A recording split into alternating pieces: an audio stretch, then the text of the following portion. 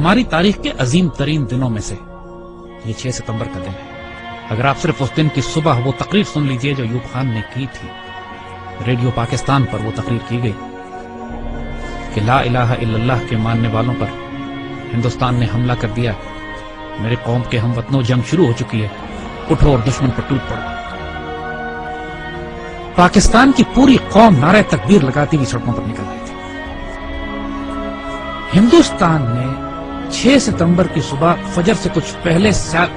لاہور شہر پہ حملہ کیا اور ان کے جرنیل نے بھڑک ماری تھی کہ ہم 11 بجے تک لاہور جمخانہ میں بیٹھ کر شراب پیئیں گے اور بدماشی کی محفل سجائیں گے۔ دشمن کی طاقت کا بھی پہلے اندازہ کیجئے، دیکھیے دشمن 5 گنا بڑا تھا آپ سے، اور اچانک اتنا بڑا حملہ کرتا ہے جس کے اندر ایک ایک حملے میں 500 ٹینک استعمال کیے جاتے ہیں، تقریباً 500 ٹینک لاہور میں، 500 ٹینک کے قریب سیالکوٹ کے اوپر جب حملہ ہوتا ہے، اور یہ دونوں سرحدی شہر ہیں ہمارے۔ اور حال یہ تھا کہ Pakistan was totally caught by surprise.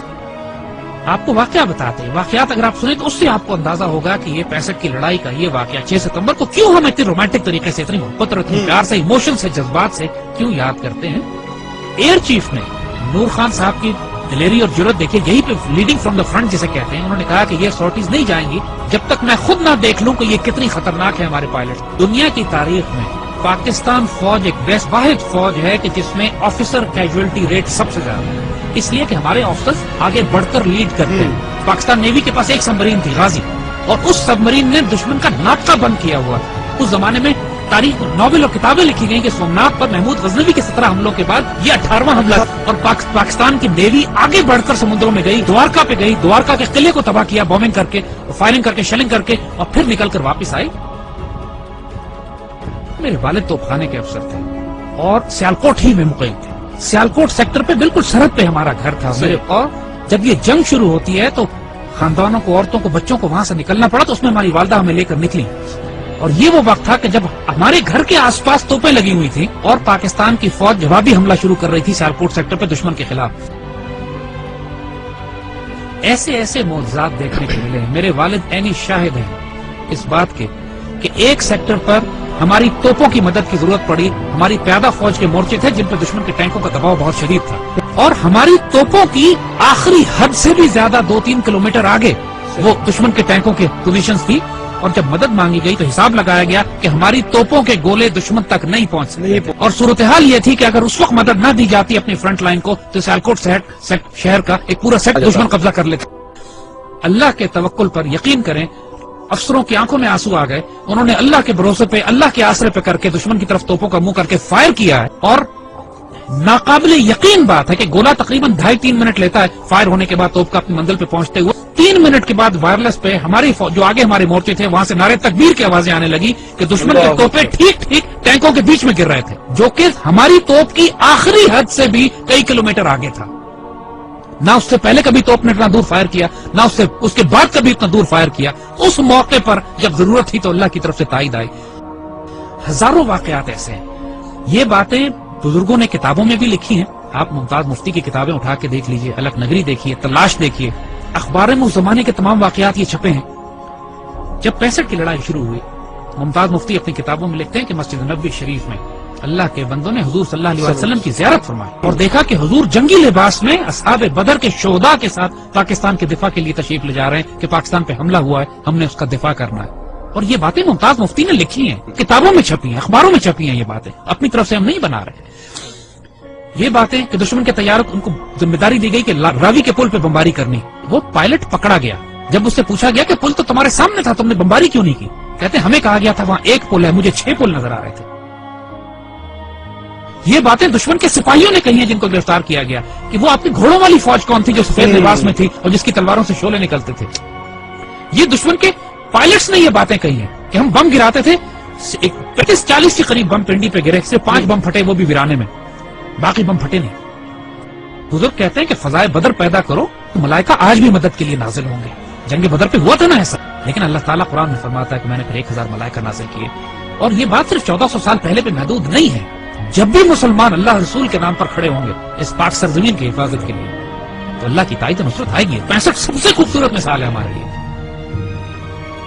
ہم ایک واقعہ سناتے ہیں کہ جو ہمارے بچوں نے کسی کتاب میں نہیں پڑھا ہوگا۔ جب لاہور پر حملہ کیا انڈین ڈویژنز نے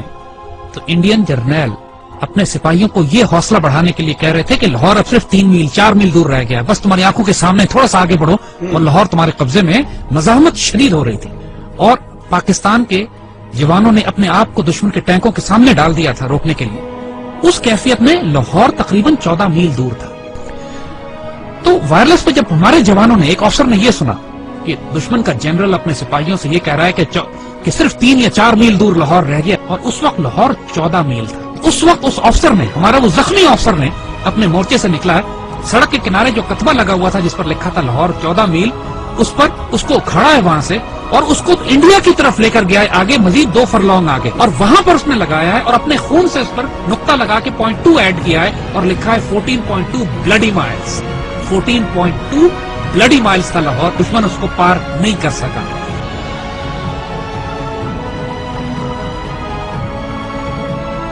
جب شہداء پہنچنا شروع ہوئے سی ایم ایچ میں، انہوں نے دیکھا کہ اتنا پریشر تھا کام کرنے کا کہ مرد سارے کام میں لگے ہوئے تھے، تو ان زخمیوں کو ریسیو کرنے کے لیے نرسز تھی، تو شہداء کو انہوں نے نرسز کے حوالے کیا کہ آپ ان کو تیار کریں اور رکھیں ایک ہفتہ کے بعد ان کو بریل کے لیے لے جایا جائے گا۔ تو آنے والے جوانوں نے جب یہ دیکھا کہ بہنیں اور بیٹیاں ان شہداء کو ریسیو کر رہی ہیں تو ان کی آنکھوں میں آنسو آ گئے۔ واپس جا کے اپنی پوری یونٹ میں اعلان کیا کہ وہ شیرو دلیرو سینوں پہ گولیاں کھانا، پیچھے تمہاری بہنیں تمہیں وصول کر رہی ہیں، ایسا نہ ہو کہ تمہاری پشت دیکھیں اور یہ کہیں کہ یہ بغیرت پشت پہ گولی کھا کر آیا۔ یعنی یہ جذبہ تھا جوانوں میں کہ ہمیں دفن کرنے کے لیے پیچھے ہماری بہنیں کھڑی ہیں، اور سب نے قسمیں کھائیں کہ ہم گولی سینوں پہ کھائیں۔ یہ وہ باتیں یونٹوں کے اندر ہوئی، باتیں ٹیکسٹ بکس میں لکھی جاتی ہیں نا، کتابوں میں، یہ وہ باتیں کہ جو فوجیوں کے سینوں میں دفن ہے۔ ایسے بھی موقع آ گئے کہ جب دشمن کے ٹینک ہمارے توپخانے کے اتنے نزدیک پہنچ گئے کہ براہ راست توپخانے اور ٹینکوں کی لڑائی شروع ہونے والی تھی۔ کہا جاتا ہے دوسری جنگ عظیم کے بعد سب سے بڑی ٹینکوں کی لڑائی بھی سیالکوٹ میں لڑی گئی۔ باقاعدہ ایک آرٹلری آفیسر نے کمانڈ دی کہ H E unload and A P load, یعنی ہائی ایکسپلوسو شیل نکال دو اور اب آرمر پیئرسنگ شیل لوڈ کرو، کیونکہ اب توپ اور ٹینک کی براہ راست لڑائی شروع ہونے والی۔ اور یہ ایسا موقع ہوتا ہے کہ جس کے بعد آر یا پار ہوتا ہے، اور ایسے موقع پہ اللہ نے دھند بھیج دی، بیچ میں دھندیں آ گئی جس کی وجہ سے دشمن کے ٹینک رک گئے، اور جس طرح پہلے کہا تھا کہ پہلے دشمن نے خوف طاری کر دیا اللہ۔ یہی وہ نظریاتی اور روحانی اساس تھی ہماری جو ہمیں پاکستانی مسلمان بناتی تھی۔ وہ کیا چیز تھی جس نے ہمیں سیسا پلائی ہوئی دیوار بنایا؟ وہ یہی کلمہ تھا، لا الہ الا اللہ، جو ہمارے دل کی دھڑکنوں میں محمد رسول اللہ ماشاءاللہ۔ اور آج جو 10,000 بچے اور آفیسرز جوان ہمارے شہید ہوئے ہیں پاکستان کے دفاع میں، کشمیر سے لے کر وزیرستان میں، فاٹا میں، سوات میں، خوبصورت ترین بیٹے، ہماری مٹی کا نمک، 21، 22، 24 سال کے، 25، 26 سال کے خوبصورت جوان، اپنے جب چھوٹے بچوں کو چھوڑ کر، والدین کو چھوڑ کر، بیویوں کو چھوڑ کر، جنہوں نے شہادتیں دی ہیں اور خواہش کر کے اپنے آپ کو والنٹیئر کر کے شہید ہوئے ہیں۔ بہت بھاری قربانیوں کے بعد یہ پاکستان آپ کے حوالے کیا جائے، اس پرچم کو گرنے نہ دیں، اس پرچم پہ سب کچھ قربان کر دو،